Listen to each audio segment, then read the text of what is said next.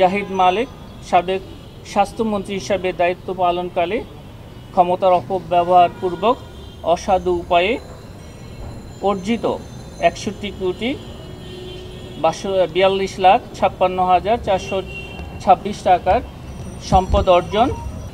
আজকে 6টি মামলার সিদ্ধান্ত গৃহীত হয়েছে।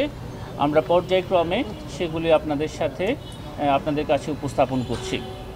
প্রথমে আমরা যাচ্ছি অভিযোগ সংশ্লিষ্ট জনাব জাহিদ মালিক সাবেক স্বাস্থ্যমন্ত্রী হিসাবে দায়িত্ব পালনকালে ক্ষমতার অপব্যবহারপূর্বক অবৈধভাবে অর্জিত 61,42,56,426 টাকার সম্পদ অর্জন এবং নিজ ভোগ দখলে রেখে জ্ঞাত আয় বহির্ভূত সম্পদ অর্জন সংক্রান্ত অভিযোগ এবং একই সাথে তার ছেলে জনাব রাহাত মালিক তার বিরুদ্ধেও জ্ঞাত আয়ের উৎস বহির্ভূত সম্পদ অর্জন সংক্রান্ত দুটি অভিযোগের বিষয়ে অনুসন্ধান শেষে প্রতিবেদন দাখিল করেছেন। সেই প্রতিবেদনের সুপারিশের আলোকে কমিশন সিদ্ধান্ত গ্রহণ করেছে।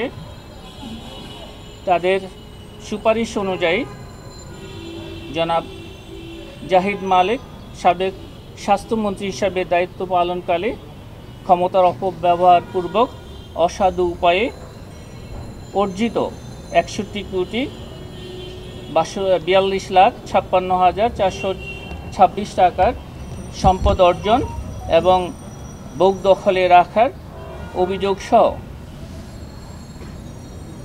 দুর্নীতি দমন কমিশন আইন 2004-এর 27(1) ধারায় অপরাধ সংগঠনের অপরাধে একটি মামলা রুজুর সিদ্ধান্ত গৃহীত হয়েছে। একই সাথে এই জনাব জাহিদ মালিক এবং জাহিদ মালিকের 34টি ব্যাংক হিসাব পাওয়া গিয়েছে এবং সেই ব্যাংক হিসাবে পরস্পর যোগ সাজসে 143,10,93,697 টাকা জমা এবং 115,85,06,465 টাকা উত্তোলনের মাধ্যমে হস্তান্তর, রূপান্তর, স্থানান্তরের মাধ্যমে সন্দেহজনক লেনদেনের অপরাধে দুর্নীতি দমন কমিশন আইন 2004-এর 27(1) ধারা, মানি লন্ডারিং প্রতিরোধ আইন 2012-এর 4(2) এবং 4(3) সহ দুর্নীতি প্রতিরোধ আইন 1947-এর 5(2) ধারায় মামলা রুজুর সিদ্ধান্ত গৃহীত হয়েছে। মামলা রুজুর সিদ্ধান্ত গৃহীত হয়েছে এবং ইতিমধ্যে মামলা রুজু হয়েছে।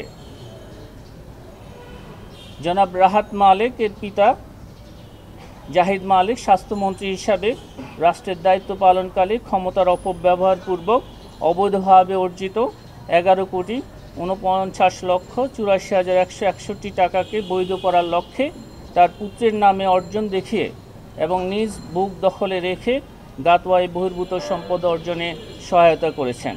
এছাড়া তার নামে ব্যবসায়িক প্রতিষ্ঠান খুলে উক্ত প্রতিষ্ঠান এবং নিজ ও তার প্রতিষ্ঠানের নামে ব্যবহৃত ব্যাংক হিসাবে মোট 668,71,18,663 টাকা জমা এবং 666,56,53,162 টাকা উত্তোলনের মাধ্যমে হস্তান্তর, রূপান্তর এবং স্থানান্তরের মাধ্যমে সন্দেহজনক অসংখ্য লেনদেন করে দুর্নীতি দমন কমিশন আইন 2004-এর 27(1), মানি লন্ডারিং প্রতিরোধ আইন 2012-এর 4(2) ও 4(3) এবং দণ্ডবিধির 109 ধারা সহ দুর্নীতি প্রতিরোধ আইন 1947-এর 5(2) ধারায় শাস্তিযোগ্য অপরাধ করা তাদের বিরুদ্ধে মামলা রুজুর সিদ্ধান্ত গৃহীত হয়েছে এবং এটিও মামলা রুজুর প্রক্রিয়াধীন আছে।